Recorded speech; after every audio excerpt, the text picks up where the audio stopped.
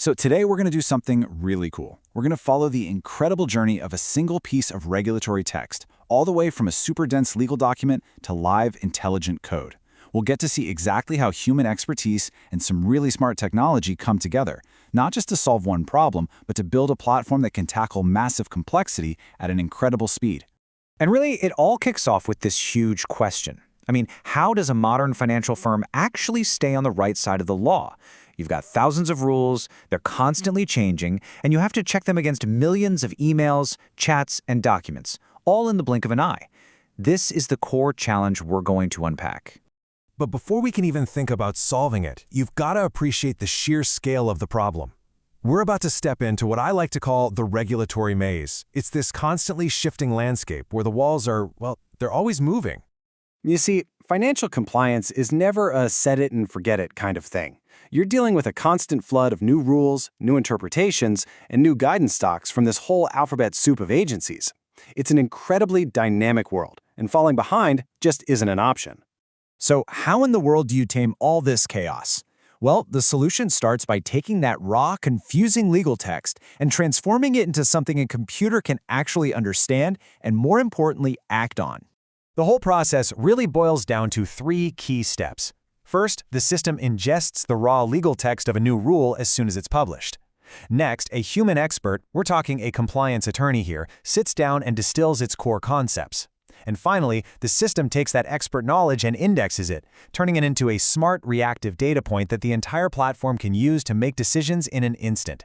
And this right here, it points to a really core idea.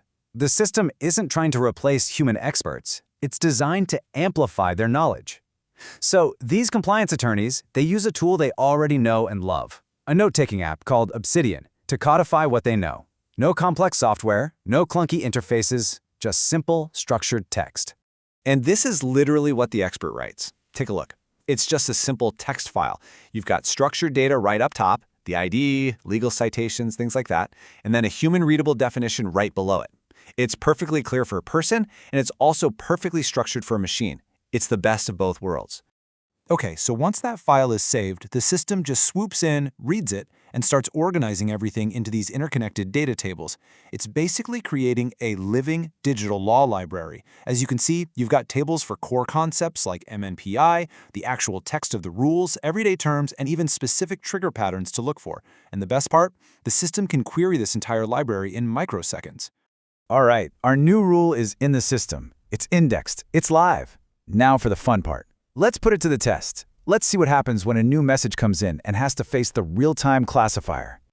So an incoming message has to run this gauntlet of analysis.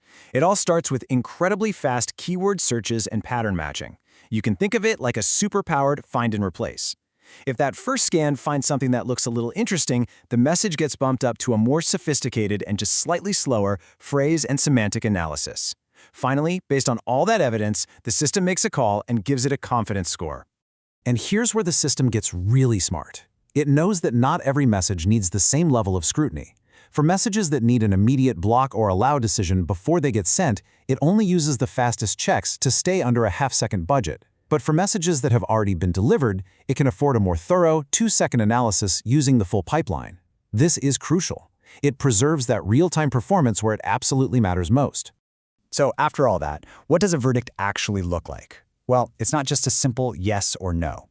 On any given day, the vast majority of messages, like 95%, are cleared instantly. A small percentage get flagged for a human to review, and then a tiny fraction, the really high-risk stuff, might get blocked automatically. But wait, the story doesn't end there. A machine's decision is never the final word. This is where those human experts come back into the picture to complete the cycle. Yeah, a flagged message isn't an accusation. Think of it more like an alert. The system is just raising its hand and saying, hey, a human expert should probably take a look at this. These messages get routed straight to a dedicated review queue. And the human reviewer has a bunch of different, pretty nuanced options. They can confirm the flag was spot on, they can overrule it and say, nope, that was a false positive. They can reclassify it because it was right for the wrong reason, or if it's really serious, they can escalate it to the legal department. Okay, now this is the magic. This is probably the most powerful part of the whole cycle. Every single time a reviewer overrules a flag, that decision is fed right back into the system as a training signal. The machine literally learns from its mistakes, getting smarter and more accurate over time based on real human expertise. It is a perfect feedback loop. So let's zoom out for a second. Because what we've been looking at, this regulatory classifier, it's not just a single cool product. It's a powerful demonstration of a much bigger idea, what we call an architecture of amplification. You'll see the whole platform is built on these 4 foundational principles. 1, speed is a feature and is never sacrificed.